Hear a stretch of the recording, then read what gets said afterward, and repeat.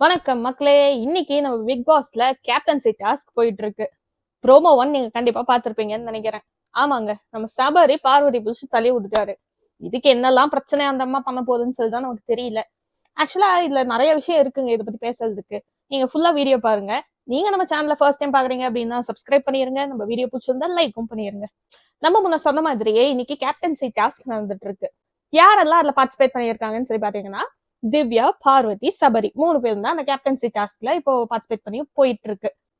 இங்க என்னன்னா ஒரு ட்ரையாங்கிள் மாதிரி போட்டு அந்தந்த கார்னர் ஒவ்வொருத்தங்களுக்குன்னு கொடுத்து அதுக்கு ஒரு 4 பாட்டிலும் சேர்த்து கொடுக்குறாங்க. ஆளுக்கு எவ்வளவு பாட்டில் வச்சிருக்காங்கிறது பொறுத்துதான் கேப்டன் யாருன்னு சொல்லி நம்ம பிக் பாஸ் சொல்ல போறாரு. இந்த இதுல அவங்க பாட்டில சேஃபா பாத்துக்கணும். இதுதான் டாஸ்க். வந்த பாட்டில் 4 இருந்தாலும் 2 சபரி கிட்ட 2 திவ்யா கிட்ட இருக்கு. ஆக்சுவலா ஸ்டார்டிங்ல 3 பேருமே எடுத்துட்டு போயிருக்காங்க. அதுக்கப்புறமா மாத்தி சண்டை போட்டு வாங்கிக்கலாங்கிறத ஆக்சுவல் டாஸ்க்குங்க. அந்த மாதிரி அடிச்சுக்கிட்டு வாங்கும்போது இப்ப லாஸ்டா பார்க்கும்போது திவ்யா கிட்ட 2 சபரி கிட்ட 2 இருக்கு. நம்ம பார்வை என்ன பண்றாங்க, சபரி கிட்ட இருக்க 2 எடுக்க போறாங்க. ஆனா இங்க என்ன ஆச்சுன்னு சொல்லி பாத்தீங்கன்னா நம்ம சபரி ஷூ போட்டுட்டு வந்துட்டாரு. நம்ம திவ்யாவும் ஷூ போடல, பாருவும் ஷூ போடல.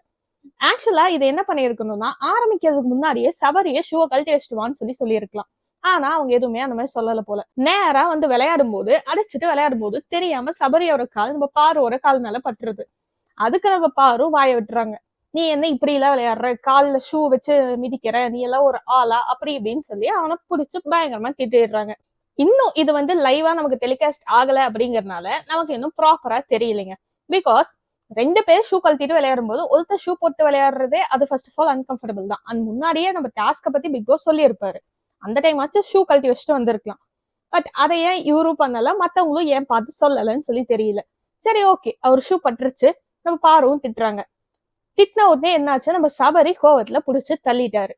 அவர் தள்ளுனது தப்பான்னு சொல்லி கேட்டா அது கிடையாது. ஏன்னா டாஸ்க்ல எல்லாரும் தள்ளி அடிச்சுக்கிட்டு தான் விளையாடுவாங்க.